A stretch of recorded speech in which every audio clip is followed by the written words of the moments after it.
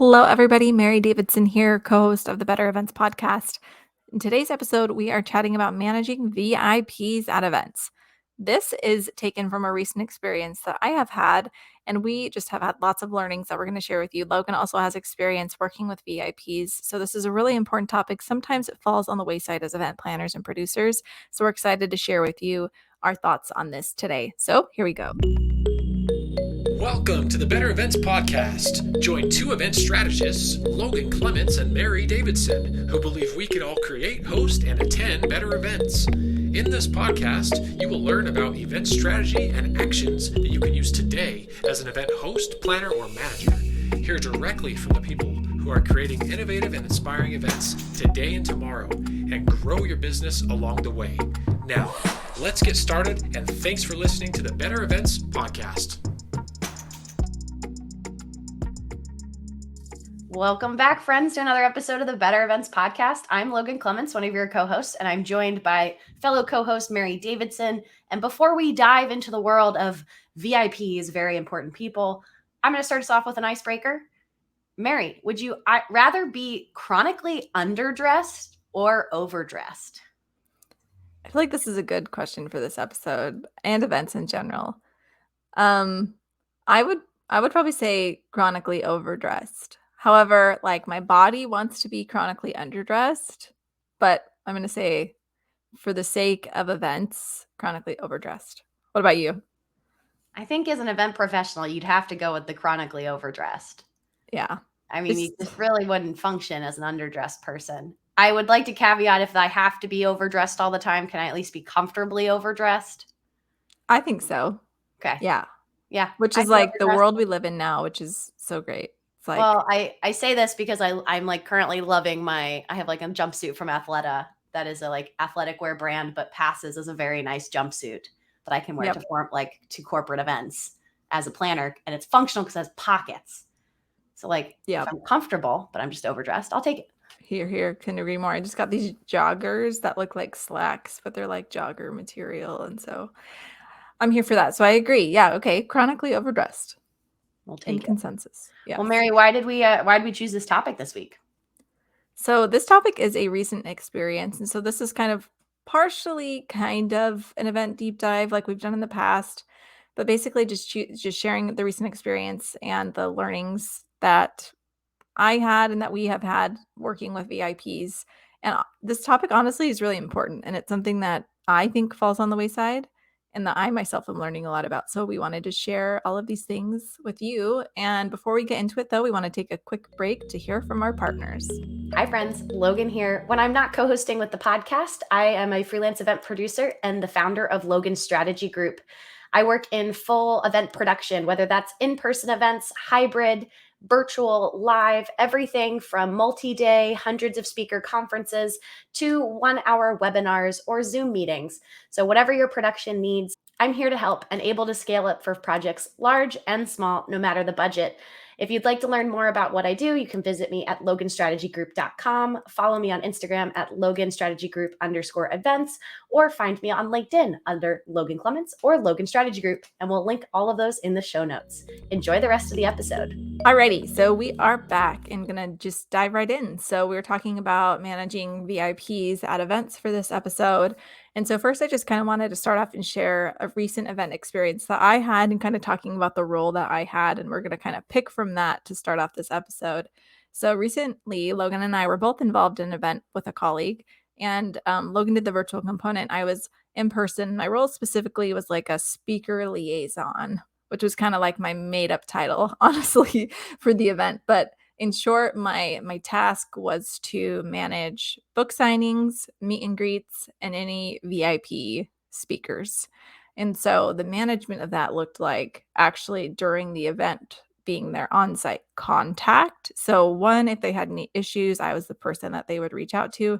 But two, some of them required greeting and escorting and things like that. So that was planned for the most part ahead of time. And so I knew that I was going to be meeting certain VIPs. And so just preparing for that basically.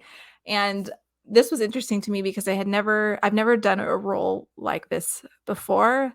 I've done obviously events with speakers that I would say are important.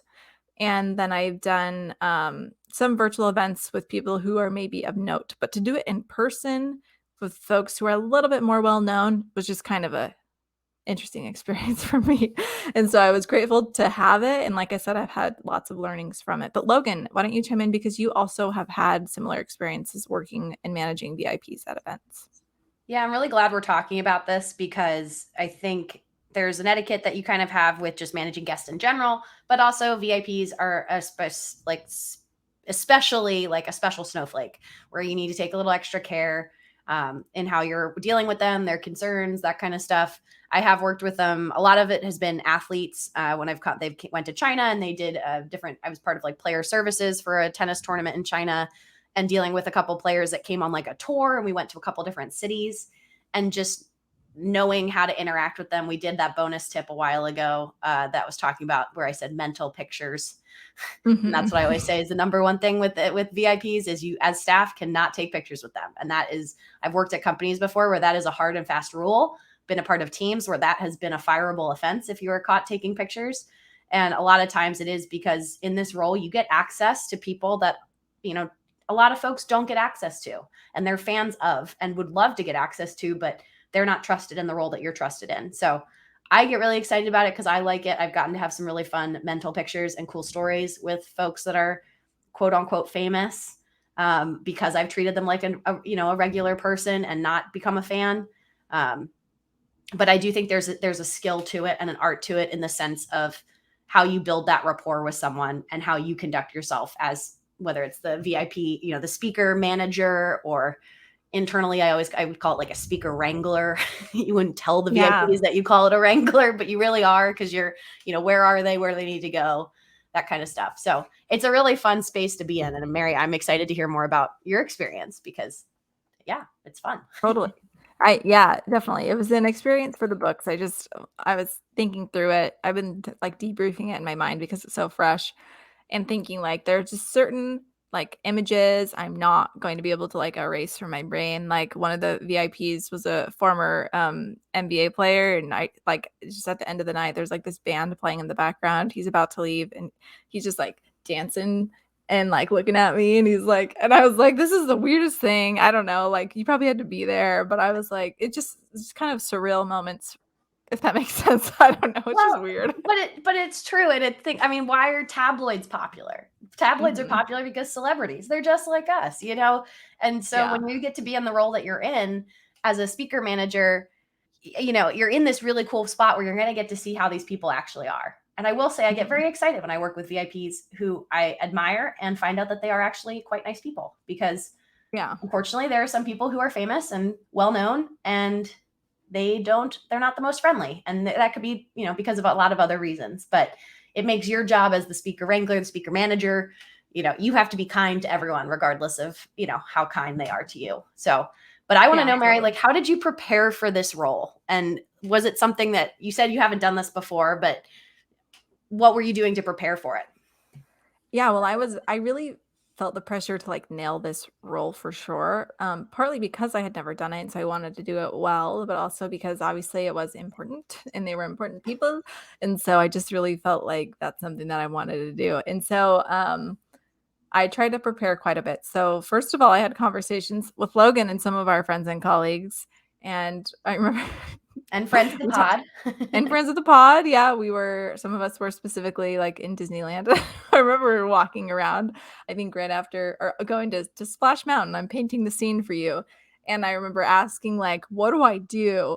Like, do I we just started joking, we're like, "You definitely bow when you Yeah, when we you started giving introduce Mary some yourself to bad them." advice on purpose. And then it was like, Mary, that Yeah. was all jokes. Don't do that. Yes, yes. So just getting helpful information from folks who have worked in these types of environments before. And so that honestly was the biggest piece. They gave me a lot of no-nos, like definitely don't do this, but then just make sure you do simple things like you're saying, Logan, like treat them like they're people, be professional. You're like their safe space, get them where they need to go. And then also, one of our friends of the pod, Laura Yarbrough Lloyd, who was on episode 15 of the podcast about hospitality at events. She is really, really good at speaking to the topic of event etiquette. And so, first of all, I was reading a book that she recommended that's just about business etiquette in general. And so, some of the things were very much on my radar about like kind of how to like stand and present myself.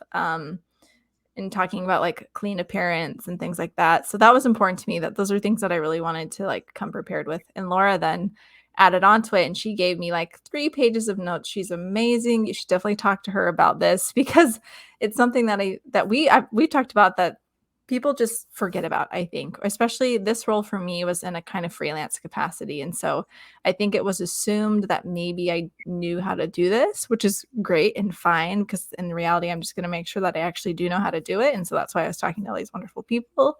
And so to prepare, I just really learned from others. And like I said, Laura was extremely helpful. So some of the things that she shared that I'll share with you. Yeah, let's dive into these do's and don'ts. Yeah, I feel like for any really helpful for listeners if you are dealing with, and like what Mary we're going to dive into, like applies not only to what Mary's role was, where she was dealing with how many speakers, Mary? 40, like a lot, right? I mean, I was the on-site contact for like 500 speakers, but only like 20 of them were considered VIPs. So sure, I don't know. 20 VIPs, but up to 500 people potentially contacting you. I think all of this also applies, like Mary's past experience, where you might have one speaker at your event who is considered VIP. And also, I'd like to acknowledge that VIP is a very like all-encompassing term. It depends on the circles you're in sometimes for who's a VIP. Sometimes you're a VIP in this circle and not in this circle. And so we're not trying to discriminate against anybody, but this is just talking in general. If your event host has told you that these people are VIPs, these are some do and don'ts to work with them. Mm-hmm. Yeah, absolutely. So we'll just call it the big don't, which is what Logan mentioned before, which is don't take pictures with them. And I wanted to retouch on this again because we actually had a scenario where one of our VIPs, her agent requested that someone was with her the whole time. And it's because she was elderly. And so for whatever reason, they thought that would be the best scenario. So that was going to be me. I was going to be with her, taking her to and from where she needs to go, including the level of her floor that her hotel room was on. And so like a lot of hand holding there. But the issue was that I was leaving, like flying out after the event before she left. And so we needed somebody to kind of fill in that role. Well, we kind of put a general ask out there for people who are part of the team. And one of the first questions that was brought up is, can I take a picture with her? And so red flag. Yes.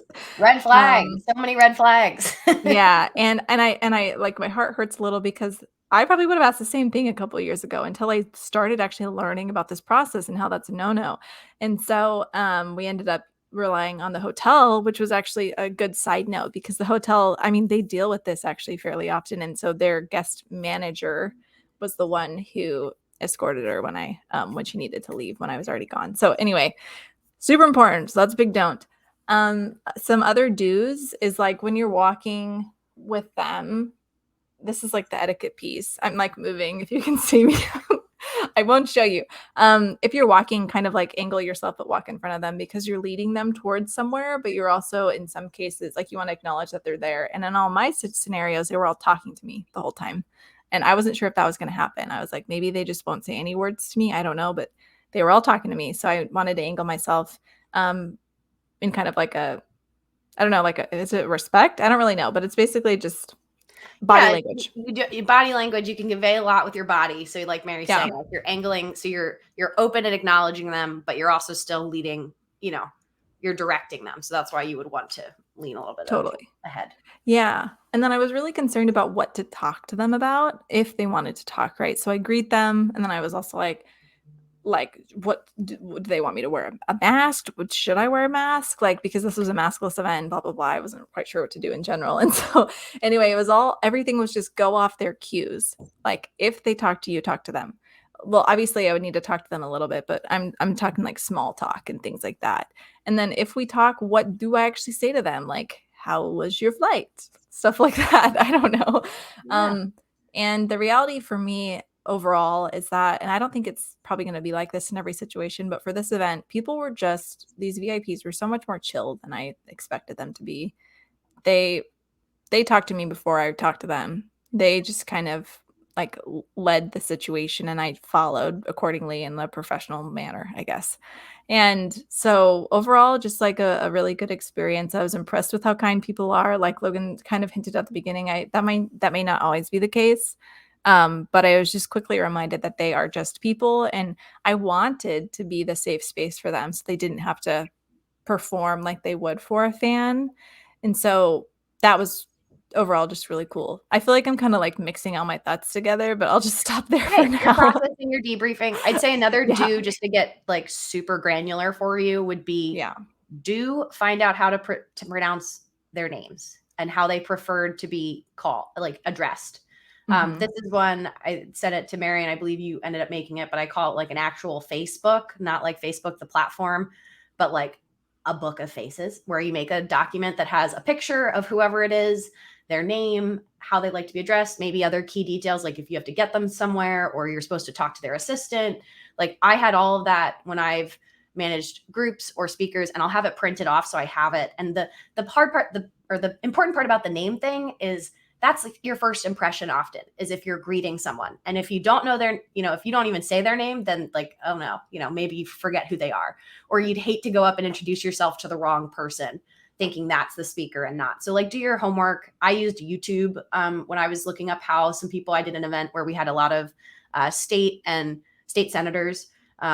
And I would just find videos of them saying their own name. And then I would phonetically spell it out for myself, because that's another part is you're dealing with a lot of different people sometimes, but know that all the little moments count. And so you getting their name right, that's just setting you off on the right foot, that they're like, oh, she knows who she's dealing with. Granted, if you're dealing with like Brad Pitt, you don't have to look up how to pronounce Brad Pitt's name, but maybe he prefers to be addressed as, Mr. Pitt or something. And I would always default to whatever the more formal is. Like if you had an ambassador, you're calling them, Ambassador Davidson. And maybe then Mary would correct me and say, oh, you can call me Mary. Then you call them Mary. Like Mary said, it's a lot of, you have to just kind of feel it out. But my default is always to like be over prepared with how to say their name, and then be overly prepared to be formal, and then follow their lead like Mary did with, if they want to interact with you more or, be less formal, you can Yeah. kind of adjust. But it's really hard to go the other way. Totally.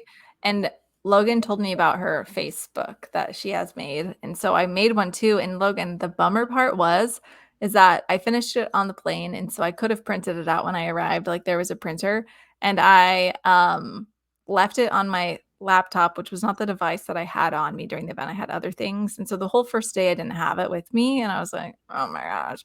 But at least I had, so I had it the other days, but at least I made it. And so I knew, like, I was at least familiar, right? Because those were my own notes. And so I did some quick Google. So I was like, oh yeah, remind me, is this person a doctor? Okay, yes, this is the doctor. So I'm going to call them Dr. So-and-so. Like, Yeah. so it's helpful for sure. Yeah. It's a Yeah, good you can make it, tip. you can make it work. But yes, like Mary said, it's a good exercise too. That just Mhm. again shows you're prepared, puts you on a good, you feel better, more at ease. You're putting your speaker at ease, your VIP at ease. And this also applies if your VIPs are not speakers. If they're guests that are VIPs, same thing. I really would recommend, as much as you can, do as much research as you can to figure out what people look like and their names. You don't have to recite their bios, but their names. Yeah. And then a couple other do's or don'ts. For me, a do was to really get familiar with the event space, because arriving was the first time I had seen it. And so I was going to be escorting some of these VIPs to the green room. And so I really needed to know where to go. And I only took a wrong turn one time, Nice. which I was pretty impressed with, because I'm very directionally challenged as a person, actually. And so I was proud of that. And then another do I would say is a lot of these individuals will arrive or depart with a car service. And so to ensure that you are the point of contact for the car service, so they can call you when they like have left the airport or 5 minutes away, just so that you're there ready to greet them and get them where they need to go. So that piece for me was one of the crucial pieces as well. Any other do's or don'ts, Logan? You hit on a lot of them. I mean, another one, like you said, about knowing what to talk about. It's always helpful just to have some canned small talk ready, whether it's, hey, have you been to this city before? Insert city name here. Mhm. Or yeah, how was your flight? Just something to, again, set folks at ease is really helpful. I often like if there's an area that you're kind of either debriefing them, or I've done like welcome packets in their rooms if they're checking into a hotel. I did that with a group of VIPs I worked with, and I gave them like printed itinerary and like a bottle of water and some chocolates or something. That was kind of nice.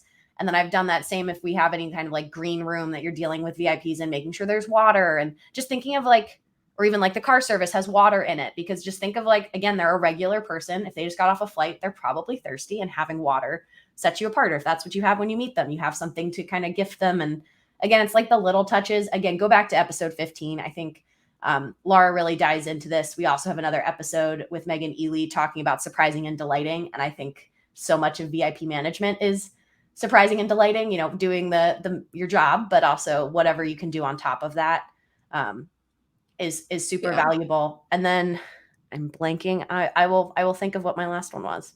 Well, just to add on what you were just saying too, and in a lot of their contracts, they have specific requests, these VIPs. And so also not just like going above and beyond, but simply like also remembering what they've requested, because then it's kind of not a good look if you just forget the simple requests. But then here's the thing, a lot of those requests aren't simple. Like one speaker really wanted a lemon cut in half, ready to go in her room when she arrived. I was like, very specifically cut in half.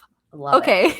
I was going to say, if you ever want to happens. giggle, read people's, they call them riders, RIDERS. That is like their request of what they have. And if you have ever dealt with VIPs or like performers, it's pretty funny. Some of them get really specific like that. And you go, there's a story behind this, but I can't ask. Yeah, for sure. My last one was, it's also really helpful to know the key point of contact, whether it's an assistant or a manager or somebody for that VIP, and just knowing who they are and their name, and or if you get any context of how the VIP likes to be treated before they arrive. And I've done that with like one player that was a very famous tennis player that we knew if he was in the lobby, fans and people were like camped out waiting for him. And so everybody we were making check in at this desk. But for him specifically, we'd prearranged that he was going to go straight up to his room, escorted by the hotel, and then his manager was going to come down and check him in at our desk and everything for the tournament. And so that was just really helpful. Yeah. Again, building that rapport with people. You don't need to be everyone's best friend, but I found sometimes befriending their assistant or manager just helps you get in with them in terms of having a smooth experience. And they know that you're just there to help and you're not there to be a fan or a hindrance, to their experience. One thing I do want to point out real quickly about this experience is that, oddly enough, none of these VIPs brought a handler or an assistant. Actually, sorry, one of them brought their agent, but that was it. So, like Logan's saying, that's just something to pay attention to, because it's another person to be familiar with and still greet that handler that may come with them appropriately and all those good things. So just wanted to call that out too about this experience. Or like who you've been on email with. Like I've had that, like they've been doing all the arrangements and then the VIP arrives and, you're at least like, hey, I was emailing with Chris sent me your details or something like that. But. Yeah. Well, I think that's the bulk of it. One quick last thing I think we wanted to touch on is how can someone get involved in something like this? So if you're like, this is intriguing, I want to do this.